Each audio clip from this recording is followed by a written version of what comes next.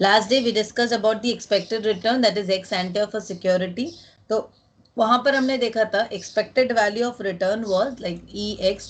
Expected value of return जब हम calculate कर रहे थे on the basis of expected returns, that is expected returns ex ante of a security, मतलब on the basis of historical return.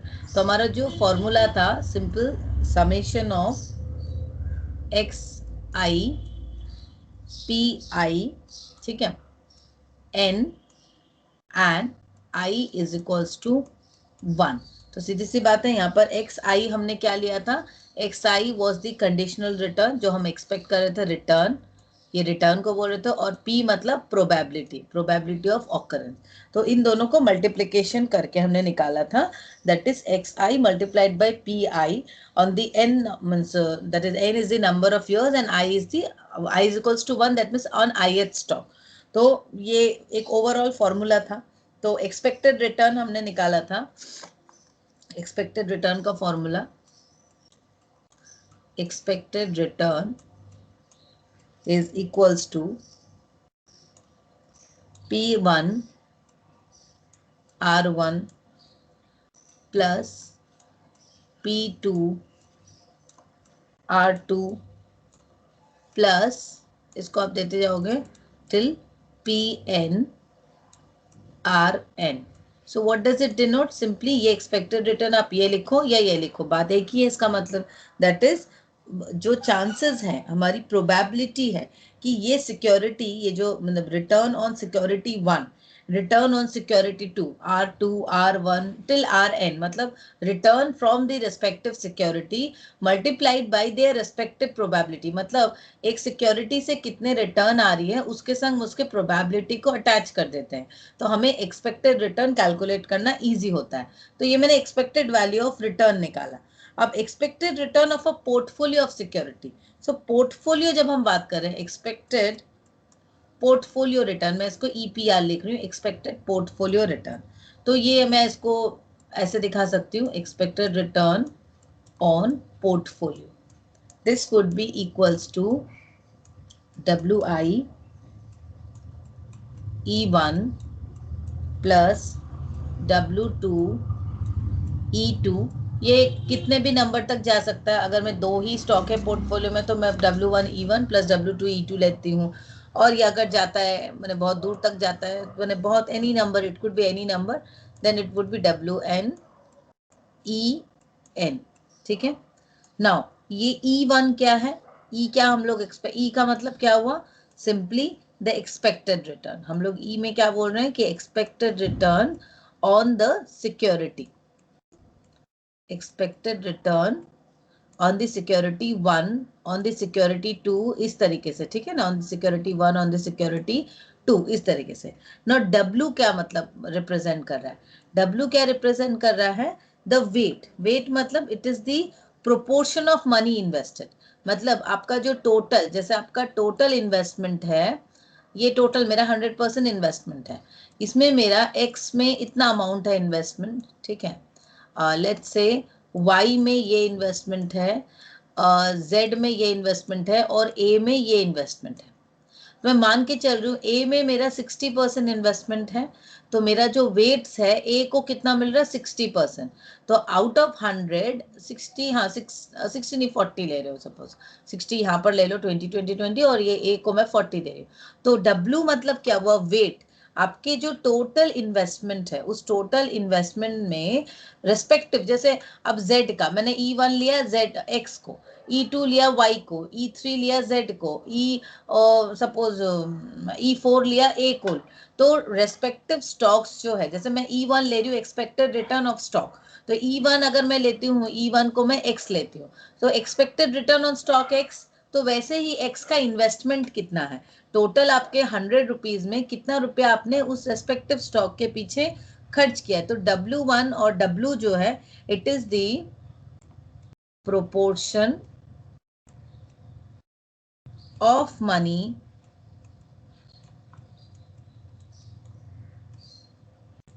Invested. कितना पैसा आपने इन्वेस्टमेंट किया है इन दैट रेस्पेक्टिव सिक्योरिटी. ठीक है, उसको हम लोग बोलेंगे W1. तो सीधी सी बात है। तो जब हम expected return of a portfolio of n assets that is EP अगर हम लोग निकालते हैं, portfolio of n assets, n asset मतलब वो नंबर ऑफ एसेट्स कुछ भी हो सकता है, तो हम लोग उसको कैसे लिखते हैं, expected return of a portfolio of n assets, तो मैं उसको लिखती हूँ EP that is expected return on portfolio.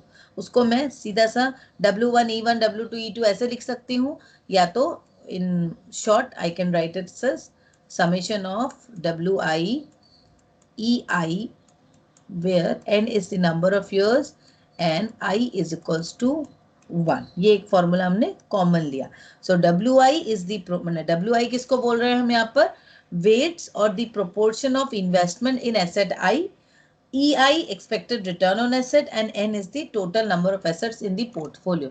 Is this clear? Wait समझ में है कि वेट मतलब क्या हुआ? नहीं, ये थोड़ा WI थोड़ा समझ में नहीं आया। मैं बता देती हूँ, अभी एक बार समझा देती हूँ, समझ में आ जाएगा। ये देखो, ये चीज बहुत जरूरी है समझना। सपोज ये मेरा टोटल इन्वेस्टमेंट का बास्केट है, पोर्टफोलियो मतलब क्या, आपका पूरा basket. So this is my portfolio of investment, तो ये मेरा पोर्टफोलियो है। अब मैंने 1000 रुपये, सपोज मैं 1000 रुपये इन्वेस्टमेंट की, अब 1000 रुपये ये चार्ट में मैं रिप्रेजेंट करूँ, ये मेरा 100 रुपीज़ है, तो सपोज उसमें मैं 1000 रुपये में ये यहाँ पर लगाए कुछ पैसे, यहाँ पे कुछ पैसे लगाए, यहाँ पे कुछ पैसे लगाए, और ये पूरा, तो मैं इसको कंसिडर कर सकती हूँ, ये वाला जो पोर्शन है इसको मैं पूरा 50% कंसिडर कर सकती हूँ कि 500 रुपीज़ मैंने इस स्टॉक में लगा दिए, सॉरी 5000 लिख दिया मैंने, 500 रुपीज़ मैंने इस स्टॉक में लगा दिए, और बाकी जो है मैंने उसको यहाँ पर डिवाइड किया। ठीक है, लेट्स से मैंने यहाँ 200 लगाए, यहाँ पे 150 लगाए, और यहाँ पे 150 लगाए। ठीक है, तो आउट ऑफ 1000 मैंने ये जो रेस्पेक्टिव स्टॉक है, let's say this stock is E1, this stock is E2, ठीक है, this stock is E3 and this stock is E4। Now you must have a clear understanding कि आपका जो स्टॉक है, ये जो डिफरेंट स्टॉक्स हैं, उस स्टॉक में आपने कितने पैसे लगाए हैं, कितना रुपए आपका लगा है, कितना रुपए का इन्वेस्टमेंट आपका हो रहा है, समझ में आ रहा है? हाँ, एग्जैक्ट है ना। तो इसमें जैसे मैंने लगाए हैं 500, सो मेरा जो वेट्स अटैच्ड है WI कितना होगा, इट्स 50%। ये 50% है ना मेरा पूरा पोर्टफोलियो का, इसमें 50% तो मेरा E1 ही ले लिया। अब इसका जो रिटर्न मैं एक्सपेक्ट कर रही हूँ, E1 जो स्टॉक है, मतलब एक्सपेक्टेड रिटर्न, मैं एक्सपेक्ट कर रही हूँ कि मुझे इस पे 20% रिटर्न आएगा। ठीक है, अब ये जो स्टॉक E2 मैं जिसको बोल रही हूँ, एक्सपेक्टेड रिटर्न ऑन E2 मैं मान के चल रही हूँ 10%, और इसका वेट कितना है, इसका वेट यहाँ पर है, W2 का वेट है 20%, है। तो इस तरीके से वेट्स क्या डिफाइन कर रहा है, आप वेट मतलब ही है इंपॉर्टेंस, नॉर्मली वेट का मतलब होता है इंपॉर्टेंस। ठीक है, कितना इंपॉर्टेंस वो होल्ड कर रहा है। तो आउट ऑफ टोटल 100 में डिफरेंट जो स्टॉक हैं, जैसे मैं रेस्पेक्टिव स्टॉक के रिटर्न को देख रही हूँ कि इसका रिटर्न इतना हम एक्सपेक्ट कर रहे हैं, तो रिटर्न तो हम देख ही रहे हैं। जब मैं रिटर्न ऑन पोर्टफोलियो, मैं पूरे पोर्टफोलियो के रिटर्न को कैलकुलेट कर रही हूँ, तो मुझे तो उसके रेस्पेक्टिव जो स्टॉक में कितना कंट्रीब्यूशन है वो भी देखना पड़ेगा ना। मैं तो यहाँ इंडिविजुअल सिक्योरिटीज के रिटर्न को नहीं देख रही हूँ, मैं तो ओवरऑल कि मेरा टोटल जो मैंने 1000 रुपए लगाए हैं, इन्वेस्टमेंट किए हैं, उस पोर्टफोलियो पे मुझे क्या रिटर्न मिलेगा। Once I am calculating the return on the entire portfolio, that time I have to calculate the return from each and every stock। सबसे कैलकुलेट करना है ना, तो मुझे उनके जो डिफरेंट वेट्स हैं, जो उन्होंने मतलब टोटल पोर्टफोलियो में उनका कितना कंट्रीब्यूशन है। जैसे स्टॉक E1 का क्या, या स्टॉक में इसको सपोज इस स्टॉक का नाम दे रही हूँ X, इस स्टॉक का नाम दे रही हूँ Y, इस स्टॉक का नाम दे रही हूँ Z, इस स्टॉक का नाम दे रही हूँ A। ठीक है, तो डिफरेंट जो स्टॉक हैं उनका कितना कंट्रीब्यूशन है हमारे पोर्टफोलियो में, हिस्सेदारी कितनी है, तो वो हो गया वेट्स आपका। और एक्सपेक्टेड रिटर्न तो समझ में आ रहा है, वो तो हम लोग ऑलरेडी देखे ही है कि एक्सपेक्टेड रिटर्न एक होता है, उसको देख समझ के ही हम लोग कैलकुलेट करते हैं। ठीक है ना, क्लियर है? हाँ, अभी समझ में आ गया? ठीक है।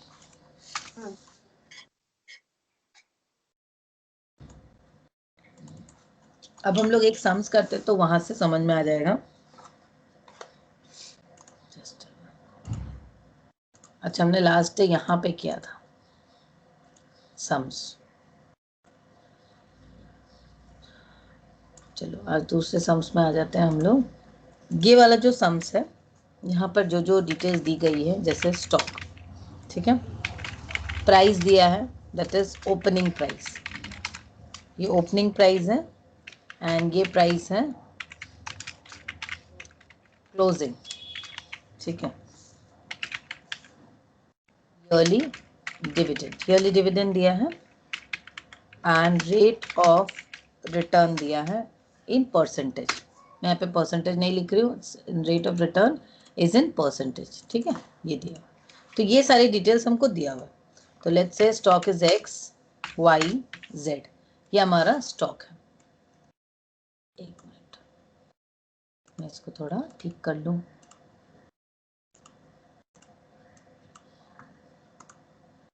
चलो, अब x का ओपनिंग प्राइस है 20, क्लोजिंग प्राइस है 30, yearly dividend is 2 and rate of return is 60%, ठीक है। y का है 30 opening price and closing price is 40, yearly dividend 3, rate of return is 43.33%। z का जो दिया हुआ है 50, 65 एंड 30%, ठीक है। नाउ यहाँ पे दिया है portfolio of X Y Z, पूरा पोर्टफोलियो का भी प्राइस दिया हुआ है यहाँ पर।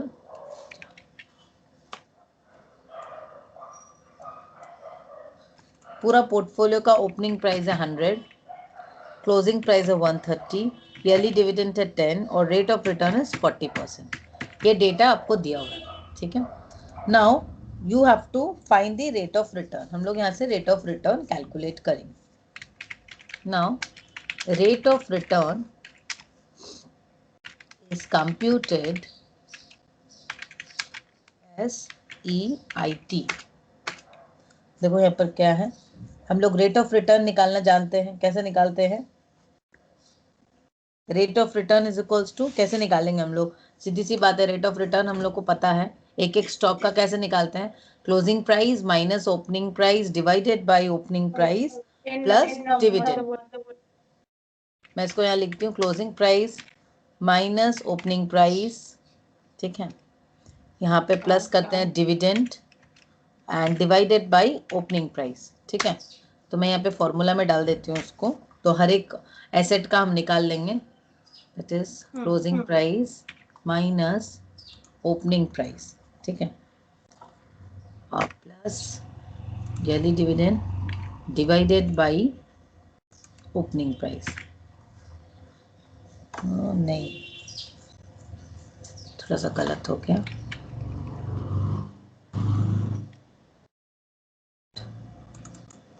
This is equals to closing price minus opening price divided by opening price। opening price total हो गया, टोटल प्लस ईयरली डिविडेंड। नहीं निकल रहा है फॉर्मूला में, पता नहीं क्यों नहीं निकल रहा है, ठीक से नहीं हो रहा है। लेट्स सी, देखो नॉर्मली ये तो समझ में आ रहा है कितना होगा, ये इक्वल्स टू 30, ठीक है, माइनस 20 डिवाइडेड बाई 20, ठीक है, तो ये कितना निकला? 29। 30 माइनस 20 इज, और 30 minus 20 10, 10 plus 2 is 12, 12 divided by 20, तो 12 डिवाइडेड बाई 20 कितना हो रहा है? 0.6। हाँ ठीक है, हाँ ठीक है, ठीक है, ओके। 0.6 है मतलब 60%। हाँ 60%, 6% नहीं 60%, ठीक है। हाँ ठीक है, तो मैं इसको यहाँ पर लिख दे रही हूँ, रिटर्न। यहाँ पर भी वैसे निकालेंगे, 40 minus 30 is 10, 10 plus 3 13, 13 divided by 30, 13 divided by 30, 0.433, इसको, ठीक है। तो मैं इसको यहाँ पर वैल्यू लिख दे रही हूँ, दैट इज 60%, उसके बाद आ रहा है 43.33%, और ये तुम्हारा Z का आएगा 30%, ठीक है। तो ओवरऑल अगर पोर्टफोलियो का स्टॉक हम देखते हैं, मैंने पोर्टफोलियो का अगर देखते हैं 130 माइनस 100 मतलब 30, 30 plus yearly dividend 10, 40 divided by 100 is equals to again 40%, ठीक है। तो ये हम लोग का रिटर्न आ गया। मैं नीचे कैलकुलेट नहीं की, यहीं पे कर ली। नाउ ये तो हमारा 40% निकल गया, हमने एक एक स्टॉक का निकाला। अब रेट ऑफ रिटर्न अगर हम निकालते हैं, रेट ऑफ रिटर्न पूरा पोर्टफोलियो का एक संग निकालते हैं हम लोग, अगर कंप्यूट करेंगे for the x post data, क्योंकि हम लोग यहाँ पर सीधा मतलब एक एक स्टॉक का नहीं लेकर, expected return on the portfolio is equals to, अभी हमने देखा था formula, that is E1 W1 करके कर सकते हैं। E1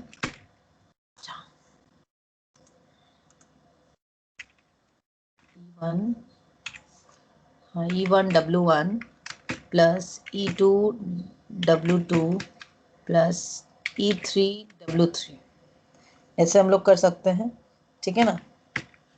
तो यहाँ पर हम लोग का क्या होगा, दैट इज हम लोग पहले क्या लेंगे, expected return on portfolio. Expected return, जो हमारा एक्सपेक्टेड रिटर्न ऑन पोर्टफोलियो कितना दिया हुआ है, 60% दिया हुआ ना, रेट ऑफ रिटर्न 60%, 43 है ना, ये वाला हम लोग ले सकते हैं यहाँ पर आराम से। तो हम लोग यहाँ पर रेट ऑफ रिटर्न से काम करते हैं। चलो, तो रेट ऑफ रिटर्न है 60% मल्टीप्लाइड बाई हमारा वेट्स कितना है, वेट हमारा कितना है देखो, 100 में 20, एक्स का कितना है 20 डिवाइडेड बाई 100, प्लस दूसरा है 43.33 मल्टीप्लाइड बाई वेट्स कितना है 30 डिवाइडेड बाई 100, प्लस लास्ट वाला है 30% मल्टीप्लाइड बाई कितना है 50 डिवाइडेड बाई 100। ये हम लोग का फॉर्मूला हो गया। दैट इज सीधा से बात है, यहाँ पे हम लोग एक्सपेक्टेड रिटर्न ऑफ पूरे पोर्टफोलियो को कैलकुलेट कर रहे हैं। तो यहाँ पर क्या कर रहे हैं हम लोग, E1 W1 होगा ना, तो E1 हमारा एक्सपेक्टेड रिटर्न, जो रेट ऑफ रिटर्न है वो हम लोग को दिया हुआ है 60, रेट ऑफ रिटर्न है 60 मल्टीप्लाइड बाई वेट्स। वेट्स कैसे निकालेंगे, वेट्स हम निकालेंगे टोटल 100 है, टोटल 100 में 20, तो 20 डिवाइडेड बाई 100 प्लस 43.33, इस तरीके से, ठीक है।